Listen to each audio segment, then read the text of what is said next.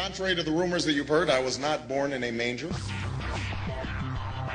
I was actually born on Krypton and sent here to save the planet Earth. We cannot continue to rely only on our military in order to achieve the national security objectives that we've set. Everybody somewhere between the ages of 18 and 25 will serve 3 months of basic training. We've got to have a civilian national security force that's just as powerful, just as strong. Yes, we can. Obama's healthcare plan will include coverage of all essential medical services. Yes, we can. Obama is a cruel hoax. He works for Wall Street. He's an agent of finance capital. Where did you come up with the number $700 billion? Here's the Treasury spokeswoman's quote. It's not based on any particular data point. We just really wanted to come up with a really big number. To Democrats and Republicans who've opposed this plan, I say, step up to the plate. A few members were even told that there would be martial law in America if we voted no. Secretary Henry Paulson is no George Washington. I don't think anyone questions, Mr. Kashkari, that you're working hard. Our question is who you're working for. Obama pledged that he would resume the Security and Prosperity Partnership talks between Mexico and Canada that President Bush initiated. The old boss is starting to look a lot like the new boss. Robert Gates is going to remain on the job as Defense Secretary for at least a year. Plenty of sources knew about this meeting, told us and others that it was at Hillary Clinton's house, but clearly it wasn't. We've got to give them a stake in creating the kind of world order that I think all of us would like to see. We see you causing a digression so you can blow out the economy and consolidate it and bankrupt it. We know that you are enemies of free humanity, and we are here standing against your tyranny.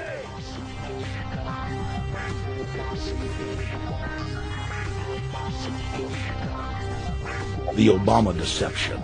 The truth strikes back.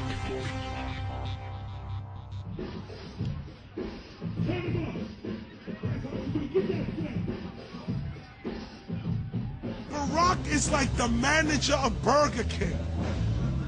All presidents are, including Bush. It's like this. When your fries are cold, if your burger is not done right, you go back to Burger King, America, or your government, and you say, my burger's cold. I want new fries. First, you go to the cashier. That's the courts. You argue to the courts. The courts, if you can't get no justice with the cashier, you say, let me see the manager. I want to go to the Supreme Court. I want to see the president. The manager comes out. Hi, what can I do for you?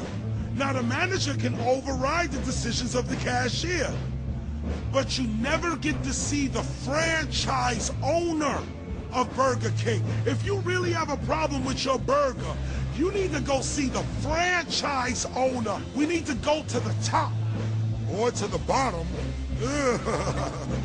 We need to go to where the real architecture of government is. And it's not in a president. It's in a global scheme. Politics in America today is identical to pro wrestling. And what I mean by that is, in front of the cameras and the public, we all hate each other. I'm going to kick my opponent's butt. I'm going to whale him from here to high water and beat the crap out of him. Yet behind the scenes, we all are friends going out to dinner. Went to dinner together. And it's all a work. All intermarried. Show business. It's showbiz. And that's what you have today in politics. The Democrats and Republicans aren't really opposed to each other. Left and right mean nothing. The only thing that counts is, are you working for Wall Street or you're trying to defend the people against the financiers? It's pretty obvious that there's some gigantic financial institutions that have been pulling the strings of politicians in this country for a long time. And there's the fact that we have it set up where they can donate millions of dollars to these guys' funds, these guys' campaigns. I mean, how do we not expect it all to go bad? America in 2009 was desperate for change. The past 8 years had been a disaster. Those weapons of mass destruction got to be somewhere. Maybe under here.